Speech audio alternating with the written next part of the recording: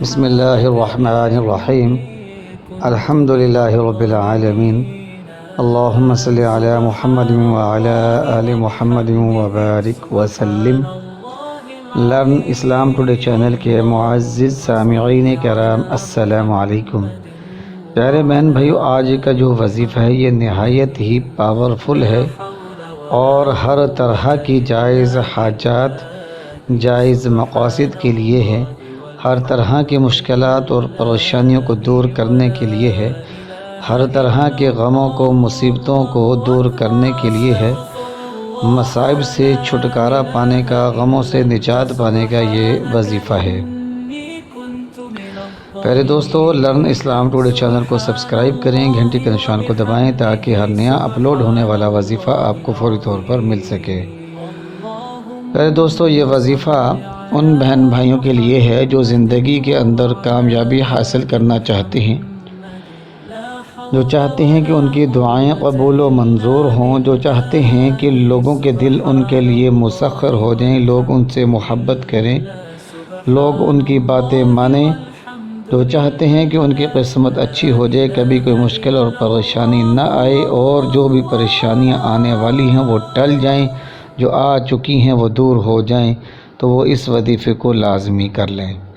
یہ وظیفہ سورۃ الفاتحہ الحمد شریف پر مشتمل ہے۔ الحمدللہ رب العالمین اس سورت پر مشتمل ہے۔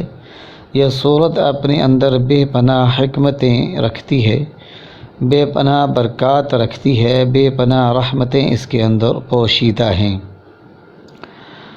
اور اس کے علاوہ اللہ پاک کے ایک بابرکت نام پر یہ وظیفہ مشتمل ہے۔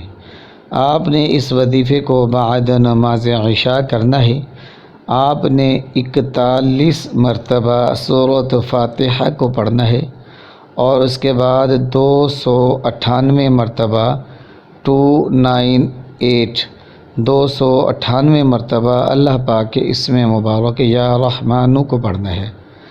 41 مرتبہ سورۃ فاتحہ پڑھ لیں، 298 مرتبہ یا رحمانو پڑھ لیں، اول آخر و 3 مرتبہ درود پاک پڑھ لیں۔ جیسا کہ آپ جانتے ہیں کہ جو بھی وظیفہ کریں اس کے بارے میں پکا یقین رکھیں کہ اس کی برکت سے کام ہوگا۔